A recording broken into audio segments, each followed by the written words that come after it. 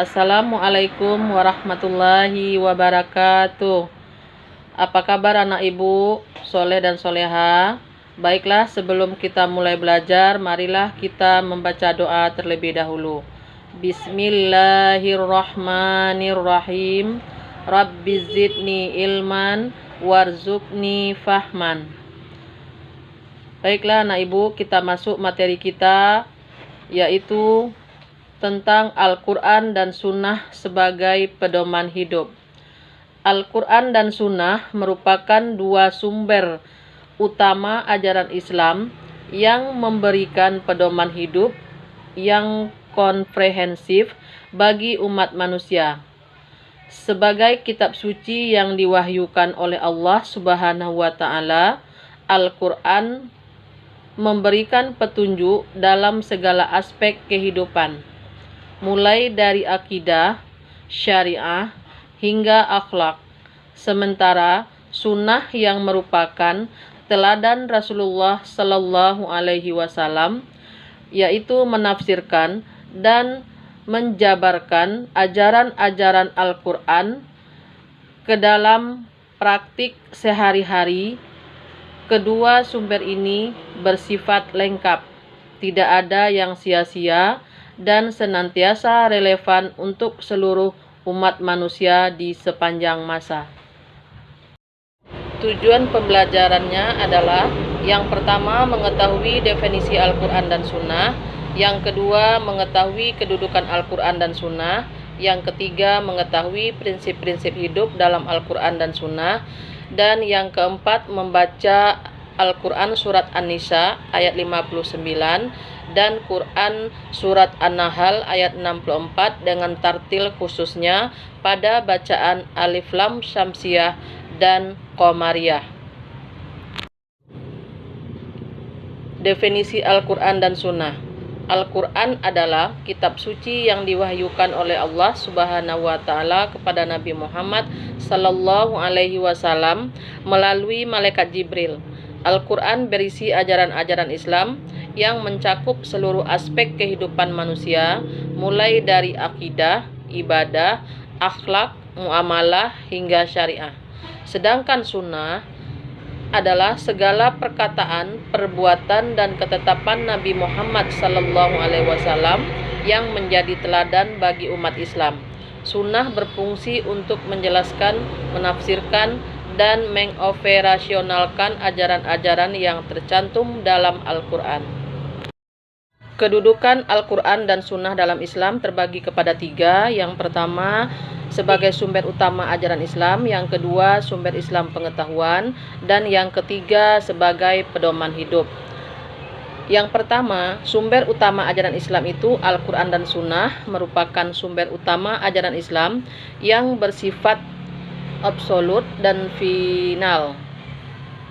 Keduanya menjadi landasan bagi seluruh aspek kehidupan umat Islam.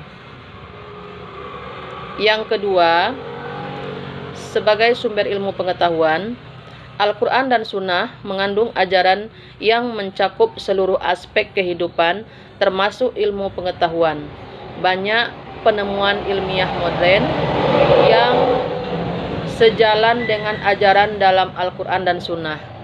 Yang ketiga, sebagai pedoman hidup, Al-Quran dan Sunnah memberikan petunjuk dan arahan yang lengkap dalam menjalani kehidupan. Keduanya menjadi referensi utama bagi umat Islam dalam menyelesaikan permasalahan dan menghadapi tantangan hidup.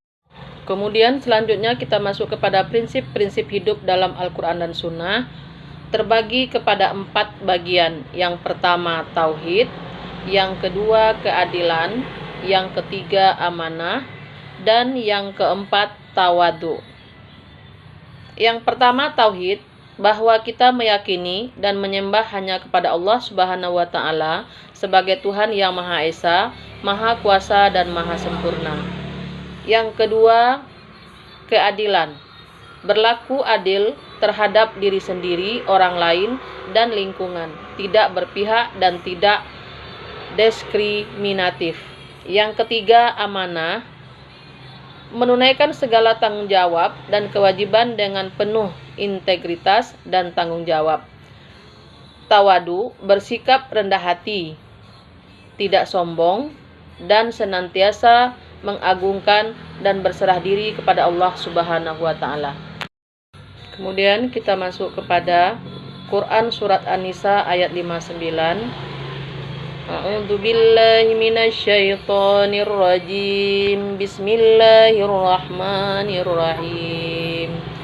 Ya ayyuhalladzina amanu atiiullaha wa atiiur rasul wa ulil amri minkum fa in tanaza'tum fi syai'i faruddu ilallahi war rasuli in kuntum tu'minuna billahi wal yaumil akhir dzalika khairu wa ahsanu ta'wila.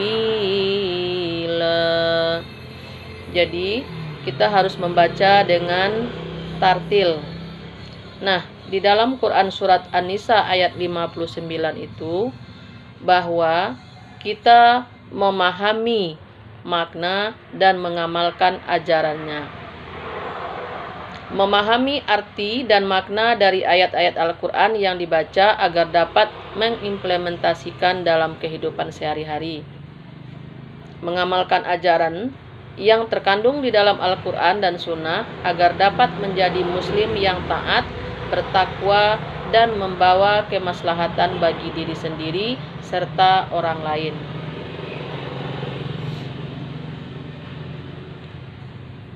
Membaca Quran Surat An-Nisa ayat 59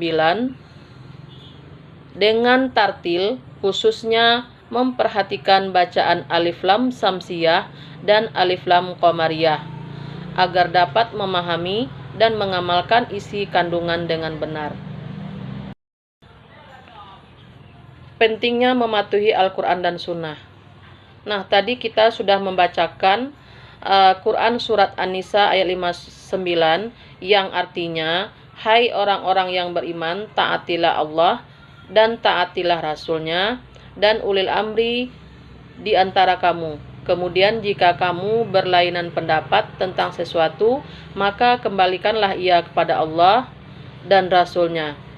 Jika kamu benar-benar beriman kepada Allah dan hari kemudian, yang demikian itu lebih utama bagimu dan lebih baik akibatnya. Kemudian kita membaca Quran surat yang kedua, yaitu An-Nahl ayat 64. Nah, di dalam membaca surat ini kita harus membacanya dengan khusyuk. Bismillahirrahmanirrahim.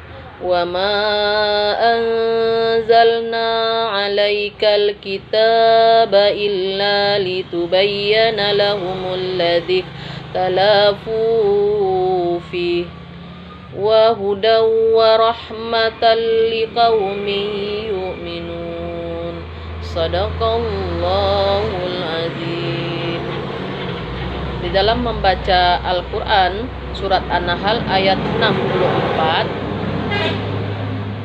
dengan tartil, khususnya memperhatikan bacaan Alif Lam Samsiyah dan Alif Lam Qamariyah agar dapat memahami dan mengamalkannya isi kandungan dengan khusyuk dan penuh penghayatan. Kemudian merenungkan makna yang terkandung di dalam Quran surat An-Nahl ayat 64 itu adalah bahwa ayat-ayat Al-Quran yang dibaca agar dapat menambah keimanan, ketakwaan, dan kecintaan kepada Allah Subhanahu wa Ta'ala dan Rasul-Nya. Kemudian yang ketiga, menerapkan dalam kehidupan sehari-hari, bahwa menerapkan ajaran-ajaran Al-Quran dan Sunnah dalam kehidupan sehari-hari agar dapat menjadi pribadi yang berakhlak mulia, bertanggung jawab, dan membawa kemaslahatan bagi sesama.